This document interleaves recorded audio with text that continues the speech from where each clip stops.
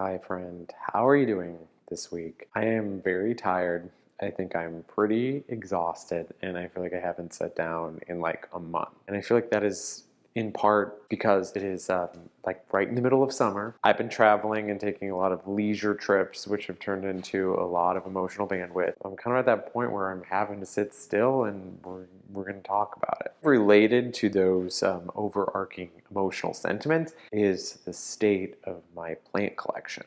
So yeah, today I wanted to take some time and step away from my anxiety and also not worry so much about my curation aspirations and just talk about setting up my life for a softer experience heading into what is now midsummer. That compelling activity will begin by auditing my plants and seeing what is working really, really well. And then we're going to hopefully scratch the surface of my motivations about what isn't working and what I have decided to change. And change is hard. And does anyone ever really change? I don't know, but I'm trying. I'm Willie, by the way, and I make videos all the time about my plants, my life. Do I need to say more? I want something more profound to come out, but I think that's what I'm making a video about today. A few weeks ago, I just looked out and I looked on these shelves and then I looked over there where there's another shelf with plants, and it was just certain things that seemed so dysfunctional and like were not bringing me joy at all. Like I had some plants with pests. I had some plants that just weren't growing. I had things that were failing to thrive and barely holding on. And what was weird is those were like all I was thinking about. There was like tons of stuff that was working really, really well. And there was tons of stuff that was kind of like in the middle and almost getting neglected. And then I was spending all my time worrying about the stuff that was sucking all of my energy out. I kind of hit a breaking point, I guess, and I just threw a bunch of plants out. I'm feeling much better already.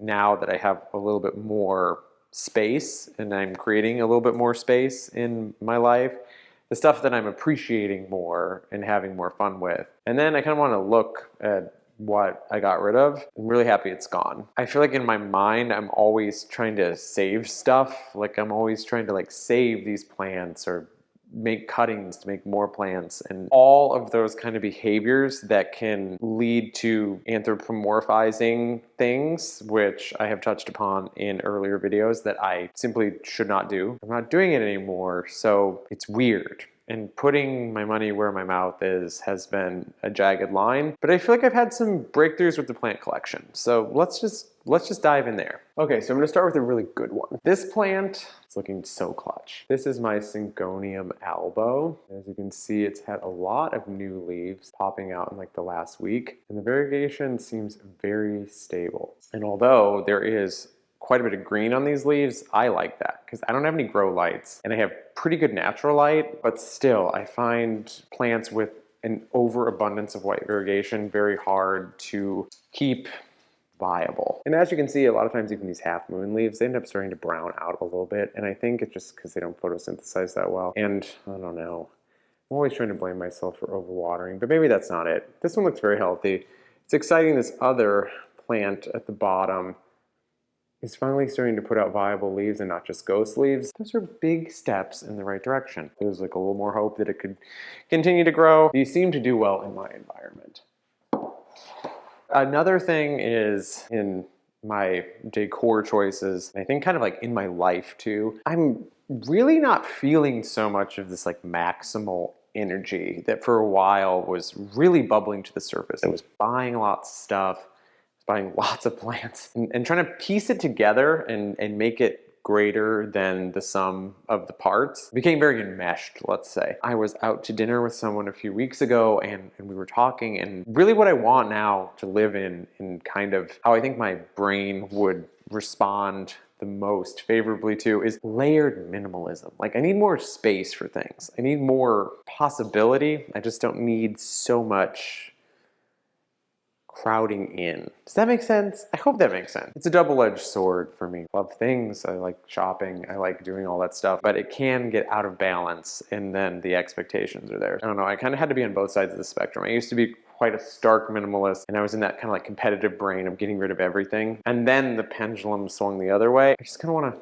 go towards the middle to realistic Willie, if that makes sense. Next, we're going to talk about this plant which I just love, the Monstera constellation. That's the newest leaf, and I'm very excited because it has some really nice creamy splotches on it. Everything is holding in there so good. Yeah, I don't know. Still really feeling the Thai constellation as being a holy grail plant. This summer, it's awesome because I keep seeing these everywhere. If you've been thinking about getting one, it's like definitely your moment. It's even more your moment than it was my moment. The thrill of the chase was good, but I did have to search out a Walmart that had them. But from what I hear out in the wilds of the suburbs, you can find these anywhere. In fact, my friend Kathy and I just found some like a week ago in Chicago. I feel like it's been so strange lately, like getting plants, because they're so affordable comparatively to last summer. But I'm definitely having to slow my roll and remind myself that this stuff is now, I think, going to be quite a bit more readily available, so I don't have to have that scarcity mindset with it. And this is one of those plants that I have been seeing more and more out in the wild, and I can't say enough good stuff about, and that is the Epiphynatum Marble Queen. When I got this, it was actually a birthday present, and it only had like 1 or 2 leaves on the stem, and I recently actually just cut it, and I'm making some propagations. The leaves are so pretty on this plant. The variegation seems so stable, lots of cuts. So I'm excited to see where these go. In my experience, the Epipynotums have been slower growing than my other pothos. And on that subject, I just love talking about these. I think they're so good. Epipynotum variegated elbow did have a few leaves that kind of browned out when I overwatered it. I haven't cut any of them off because just some of the spots look bad, but most of the leaf is still viable. It's holding in there. Again, I've seen some of these out at the nurseries and at a lot of big box stores even, and I think they look really cool. The elongated leaves and the little holes add a touch of flair. Are you loving them? Are you not getting them? Are you still searching? Are they everywhere? You know, I have so much to say. I have so much to think about. I'm thinking too deeply again. I feel like this summer specifically, I'm really liking plants with a fair amount of white variegation, and it's not really new for me because I always like variegated plants, but I do think there's something really refreshing about that. Like the pops of white on the dark green leaves. It kind of, I don't know, it feels very serene. So that being said, I'm going to show you a plant that isn't a white variegated plant.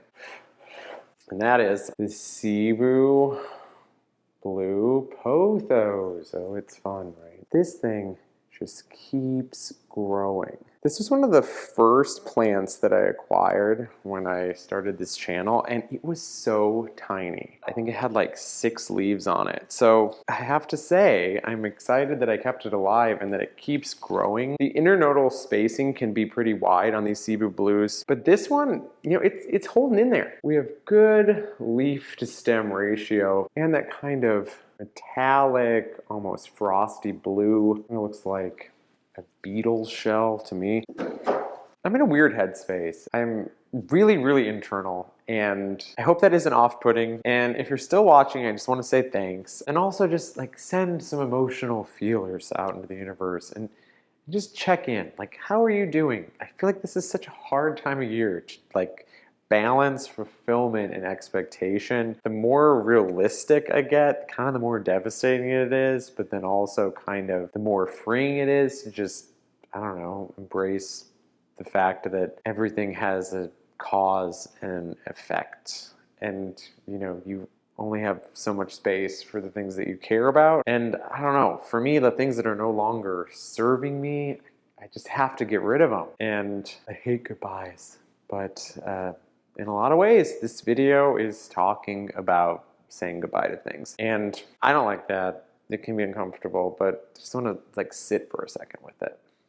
And then I'm going to show you the plants that I got rid of. It was a very private process. I didn't enjoy it at all. It kind of felt like shit. And looking into holding on to plants that really weren't working in my life, it can be a little bit upsetting because, you know, I'm the problem, honestly. Okay, so let's dive into that. The first thing I got rid of was the pink princess philodendron. This is like a head of lettuce. It's not a person, it's not a pet. I think it was struggling from a lot of root rot. It had gotten a ton of thrips at one point, and they're ruining my life, so I'm getting rid of them. And then I think it got spider mites, and this one is the worst one. Yeah, it never took off.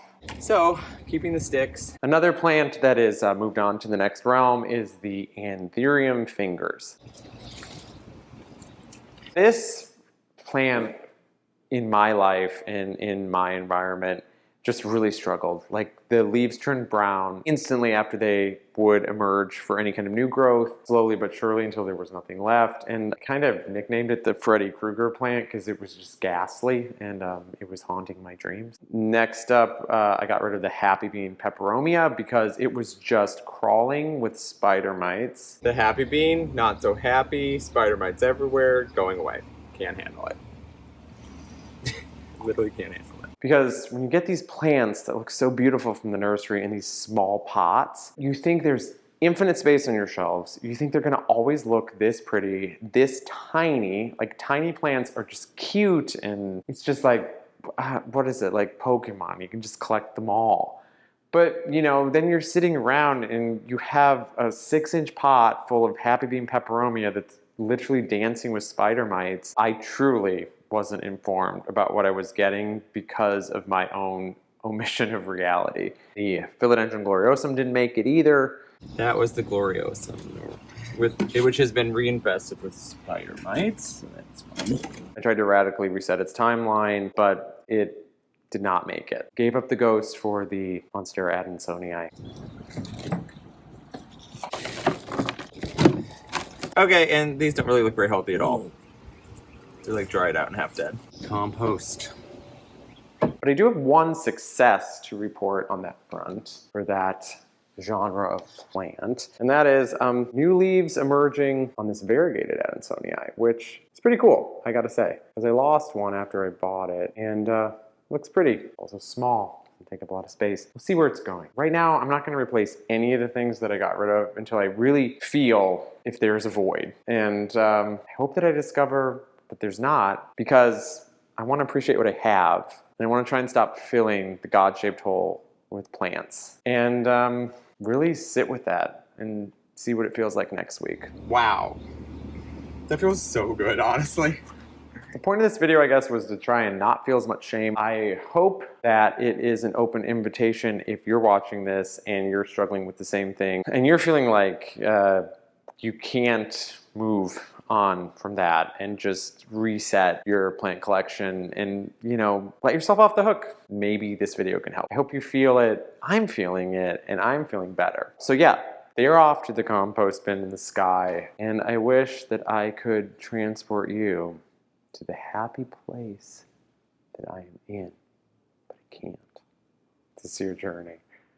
So yeah, that's all I got. I'm looking at problems. I'm feeling how I want to feel. You should feel how you want to feel. Be gentler to yourself. Dear God, I have to be gentler to myself. Also, I think we're entering into a new era, and it's going to be all about embracing what's working. And on the flip side, being okay with calling it quits when it's not. And Whispers just validated that, didn't you? You just validated it. You are the best. Take care of yourself. Thanks for hanging out with me today. I will talk to you very soon. And I think this will come out afterwards, so I hope that you had the most stupendous 4th of July ever. And I need to go buy bomb pops. And I'm gonna mix up some margaritas. So it can only go up from here. Okay, that's it. Bye.